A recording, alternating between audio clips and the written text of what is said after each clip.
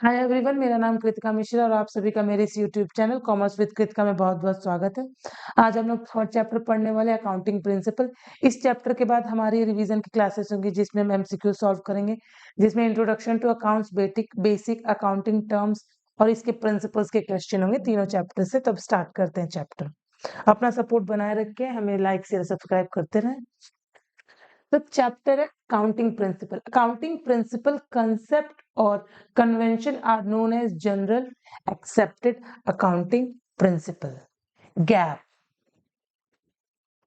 जैसे कि accounting principle इसलिए बनाया जाता है कि समानता हो। ऐसा ना हो कि जिसका जो मन कर रहा है वो अकाउंट में कर रहा है। ऐसा थोड़ी होगा कि जिसका जो मन में आ रहा है। एक यूनिफॉर्मिटी हो, एक जैसी चीज नहीं हो। ऐसा ना हो कि जिसको जो मन कर रहा है वो कर रहा है। एक जैसी अकाउंटिंग हो, इसलिए कुछ अकाउंटिंग प्रिंसिपल्स बनाए गए हैं, कॉन्सेप्ट्स बनाए गए हैं, अवधारणा है, अजम्पशन है, और कुछ कन्वेंशन बनाए गए हैं जो बहुत सालों से चलती आ रही है। उन्हीं को कहा जाता है gap, general accepted accounting principal. MCQ में फुल फॉर्म पूछ सकता है। Other features of accounting principle, man made है, भगवान जी थोड़ी बना के भेजे, हम ही लोगों ने बनाया है ताकि हमारे जो अकाउंटिंग है इसमें उस चीज में यूनिफॉर्मिटी रहे। Accounting principle are generally accepted, सारे लोग मानते हैं, इसीलिए बना है ये प्रिंसिपल। किसी को भी दिक्कत होती तो प्रिंसिपल थोड़ी बनता।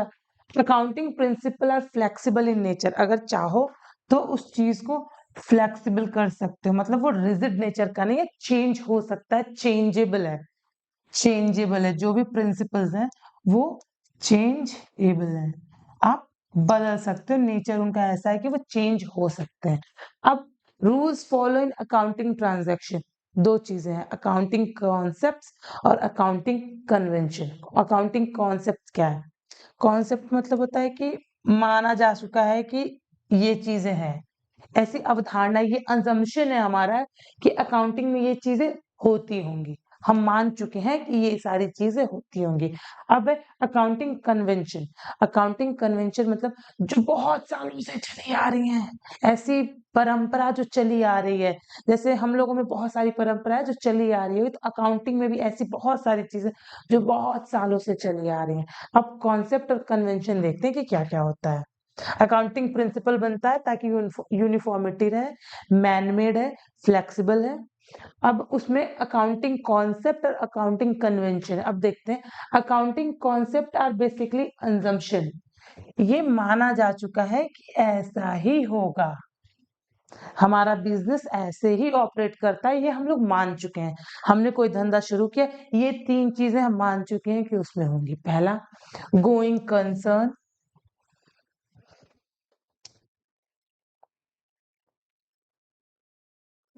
दूसरा, consistency.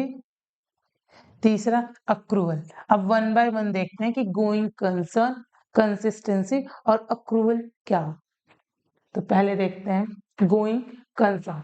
Going concern is an accounting term for a company that is financially stable enough to meet its obligation and continue its business for the foreseeable future. हम कोई सा भी बिजनेस स्टार्ट कर रहे हैं तो हम मान चुके हैं कि वो चलेगा। अगर हम आज किसी बिजनेस को ज्वाइन कर रहे हैं तो हम मान चुके हैं कि फ्यूचर में बहुत आगे तक चलेगा। ऐसा नहीं है कि अब हम आज ज्वाइन किए तो कल बंद हो जाएगा। ठीक है, गोइंग कंसर्न का सालों साल चलता रहेगा। अगर हमने कोई बिजनेस 2010 में ज्वाइन किया है तो अब वो पता नहीं 3000 साल तक चलेगा, बहुत सालों तक चलेगा, चलता रहेगा, चलता रहेगा, चलता रहेगा। ऐसा नहीं है कि 2010 में शुरू किया तो 2020 तक बंद हो जाए। ये कॉन्सेप्ट लेके हम नहीं चलते। हमारा मानना है, हम वहां पे मान चुके हैं, हमारी कंजम्पशन है कि जो हम बिजनेस ज्वाइन किए वो गोइंग कंसर्न का है, सालों साल चलता रहेगा। ठीक है। अब दूसरा है consistency. It states that accounting principle and method should remain consistent from one year to another. It helps them to compare the profit and loss of different periods and draw meaningful conclusion. अब हमारा business चल रहा है, ठीक है, यहाँ हमारा business देखते हैं, अभी रुक जाओ एक सेकंड। यहाँ हमारा बिजनेस स्टार्ट हुआ था, ठीक है, ये चल रहा है, चल रहा है, चल रहा है, चल रहा है, चल रहा है, यहाँ एंड हुआ है। अब बीच में बहुत सारी ईयर्स बीतते गए, ये सारे ईयर्स है जो होते गए, होते गए, होते गए, होते गए, होते गए, होते, बहुत है और भी है। तब जो चीजें हमने इस साल की हैं वही सारी चीजें हमें इस साल भी करना है, कंसिस्टेंस रहना है, कंटिन्यूटी बनाए रखनी है। इसको समझने का सबसे अच्छा एग्जाम्पल है मेथड ऑफ डेप्रिसिएशन। अगर हम SLM और WDV से अगर निकालते हैं, जैसे फर्स्ट ईयर अगर हम लोगों ने SLM से डेप्रिसिएशन निकाला है तो अब हमें सेकेंड ईयर भी SLM ही लगाना है, थर्ड ईयर भी SLM, फोर्थ ईयर भी SLM। मतलब हमें कंसिस्टेंट रहना है। हम अगर चाहें तो अपनी मर्जी से मतलब नहीं बदल सकते हैं कि WDV में चले जाएं। एक तरीके की चीजें हमें हर साल हर साल हर साल करना है, ठीक है। अब ये बताओ मेरे को, अब कंसिस्टेंसी है तो क्या उस चीजों को चेंज कर सकते हैं कि नहीं? कर सकते हैं। जो भी चीज मैन मेड है उसको बिल्कुल चेंज कर सकते हैं। It can be changeable. अब कंसिस्टेंसी है फिर भी हम उन चीजों को चेंज कर सकते हैं 3 सिचुएशन में। 3 चीजें होंगी तो हम उस कंसिस्टेंसी को तोड़ सकते हैं। पहला, अगर लॉ बदल जाए।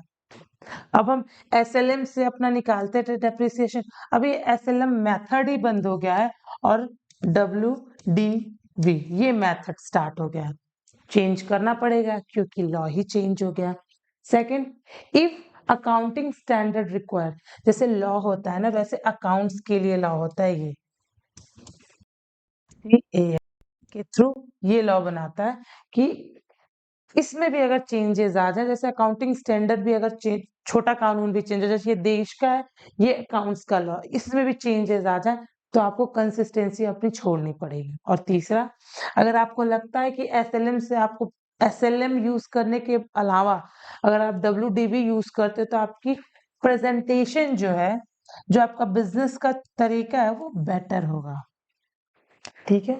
कंसिस्टेंसी 3 ही सिचुएशन में चेंज करी जा सकती है। लॉ रिक्वायर मतलब लॉ चेंज कर दे, अकाउंटिंग स्टैंडर्ड अगर उसको चेंज कर दे, और थर्ड हमारा प्रेजेंटेशन बेटर। अब अगर हम चाहे, जैसे यहाँ बिजनेस शुरू किया था, ये एंड किया है, ये साल साल साल साल साल साल चल रहा है।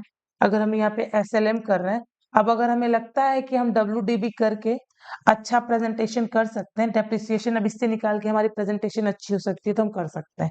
फिर अगर SLM करें फिर WBD करें, कर तो सकते हैं पर हर बार बताना पड़ेगा हमें कि क्या हो रहा है, कौन सी प्रेजेंटेशन हम कर रहे हैं कि बार बार हम डेप्रिसिएशन निकालने के लिए चेंज कर रहे हैं। दिक्कत भी हो सकती है, कोर्ट केस, बहुत सारी दिक्कत हो सकती है, CA फंस भी सकता है, धोखेबाजी नहीं। अब देखते हैं अक्रू, पढ़ने से पहले एक एग्जाम्पल से समझते हैं कि क्या है, ठीक है। एक बंदा है, ये एक कोई पर्सन है, ठीक है। उसने किसी से सामान परचेज किया, ये हो गया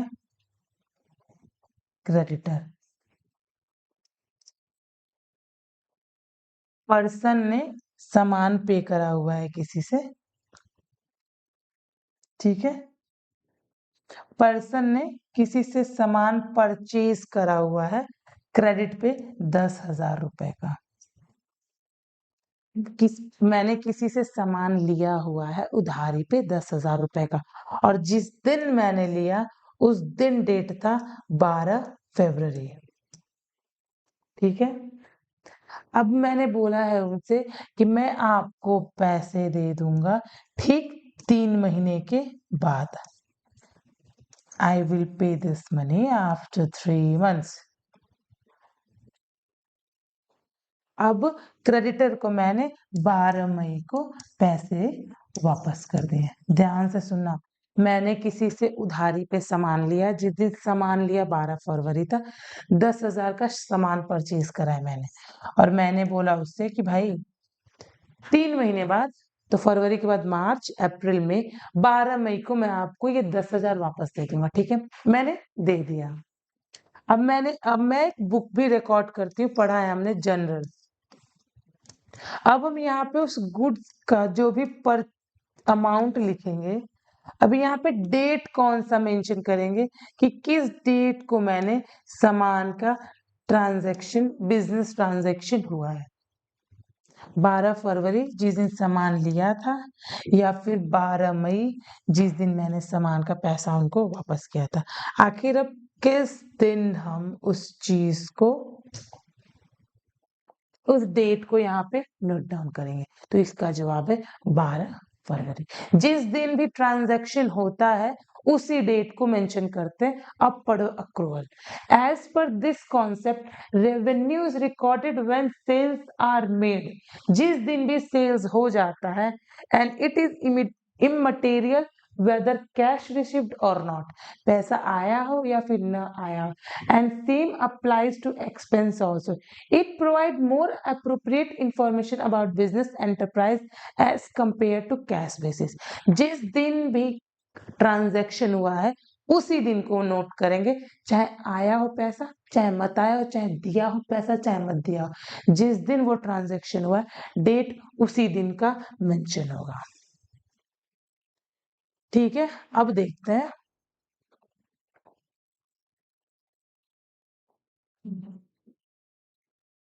अकाउंटिंग कॉन्सेप्ट हम लोगों ने पढ़ा था जिसमें ये तीन है, गोइंग कंसर्न, कंसिस्टेंसी और अक्रूवल। जीसीए से ज्यादा आसानी से याद होगा। जीटीए गेम करके एक आता है, उसमें टी हटा के सी लगाना है। जीसीए गोइंग कंसर्न, हम मानते हैं कि बिजनेस चलता चलता चलता रहेगा, बहुत सालों तक चलेगा। दूसरा कंसिस्टेंसी, एक जैसा चलेगा। सिर्फ 3 सिचुएशन में वो कंसिस्टेंसी तोड़ी जा सकती है, अगर लॉ चाहे, अकाउंटिंग स्टैंडर्ड चाहे, या फिर हमें लग रहा है कि हम इसको चेंज करके अपना प्रेजेंटेशन बेटर कर सकते हैं। अक्रूवल, जिस डेट पे हमने ट्रांजैक्शन किया वो डेट ही मेंशन करना है, चाहे हमारे पास पैसा कभी भी आए। हमने किसी को उधारी से, किसी से सामान लिया है उधारी पे, 3 महीने बाद देना है, पर जिस दिन लिया है उस दिन का ही डेट लिखेंगे। 3 महीने बाद देंगे, देते रहेंगे, डेट आज का ही लिखेंगे जिस दिन हमें वो पैसा सामान लिया है। तो यही है प्रिंसिपल, हम नेक्स्ट वीडियो में पढ़ेंगे। Thank you so much guys, अपना सपोर्ट बनाए रखें, लाइक शेयर सब्सक्राइब करते रहें, और कोई भी दिक्कत हो तो हमें कमेंट बॉक्स में बताएं, हम बताएंगे। और जितने भी पिछले वीडियोस है, जितने भी प्रीवियस वीडियोस है, आपको डिस्क्रिप्शन में उनका लिंक मिलता रहे, देखते रहें। Thank you.